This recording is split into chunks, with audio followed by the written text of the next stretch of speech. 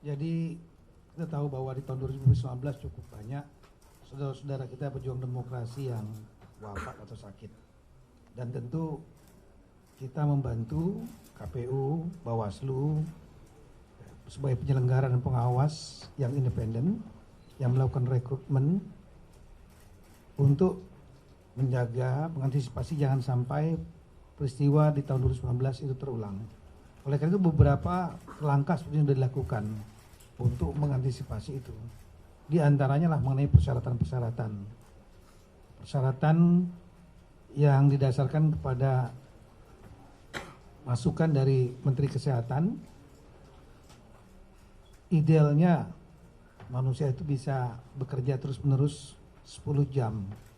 Idealnya. Oleh karena itu usia yang dulunya ada yang banyak usia yang sudah tua gitu ya, menjadi petugas di ad hoc di TPS.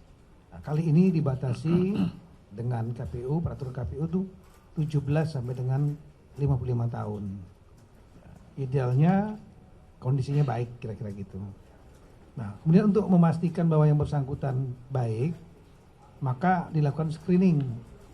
Screening ini bagian dari menjadi anggota BPJS. Oleh karena itulah kami mengeluarkan dari Kemendagri, mengeluarkan surat edaran kepada seluruh pemerintah daerah karena KPU tidak memiliki anggaran untuk iuran BPJS bagi anggota ad hoc ini. Demikian maka kami mengimbau pada seluruh pemerintah daerah, pemerintahan pada seluruh pemerintah daerah untuk memberikan iuran dari APBD untuk petugas ad hoc. Sudah tercover sebagian besar, hanya lebih kurang 4,8% dari seluruh petugas TPS KPU ya, penyelenggara yang sebanyak lebih kurang 7,9 juta. Itu dibiayai oleh Pemda karena memang dari APBN tidak tersedia itu. Tujuannya lah sekali lagi supaya dilakukan screening kesehatan sehingga bisa diketahui kondisi kesehatan petugas tersebut. Nah, yang ketiga adalah kita berembuk ya, berdiskusi dengan KPU, Bawaslu dan juga Kementerian Kesehatan dengan PPLN, tugas luar negeri, dan juga teman-teman kepala daerah. Saya sampaikan dalam Zoom meeting yang intinya salah satu problem dulu tahun 2019 yaitu masa bekerja yang sangat panjang. Kita tahu ya, dimulai pencoblosan itu tanggal jam 7 sampai dengan jam 13 dan setelah itu dilakukan penghitungan suara maksimal sampai jam 12 malam. Tapi kemudian ada keputusan MK boleh ditambah lagi 12 jam lagi, artinya sampai hari berikutnya. Itu totalnya itu lebih kurang 23 ditambah dengan 12. Jadi lebih kurang 21 tambah dengan 13, lebih kurang 33 jam. Nah, itu belum lagi persiapan sebelum dia dimulai penusukan, pencoblosan. Jadi waktunya panjang.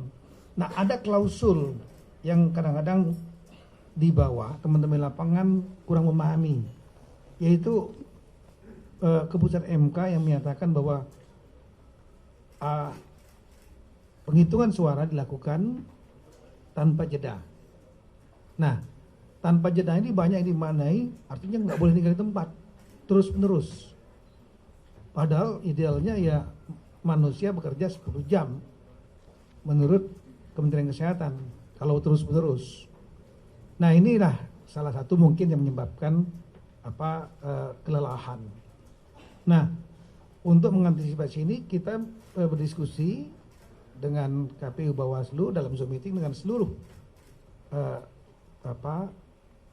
petugas BPLN dan juga sudah saya sampaikan kepada seluruh kepala daerah yang dimaksud terus-menerus itu ya, itu adalah prosesnya tanpa jeda. Jadi tanpa jeda itu adalah prosesnya yang tanpa jeda. Dari KPU berpendapat bahwa kenapa perlu tanpa jeda supaya tidak terjadi break. Kalau break penghitungan nanti ada moral hazard, kerawanan. Oleh karena itulah terus-menerus. Tapi tidak berarti individualnya yang terus-menerus. Prosesnya tetap berjalan, ada penghitungan. Kalau dia mau ke toilet, ada yang lelah, ngantuk sekali, ya dia bisa beristirahat sementara temannya bisa ngerjakan.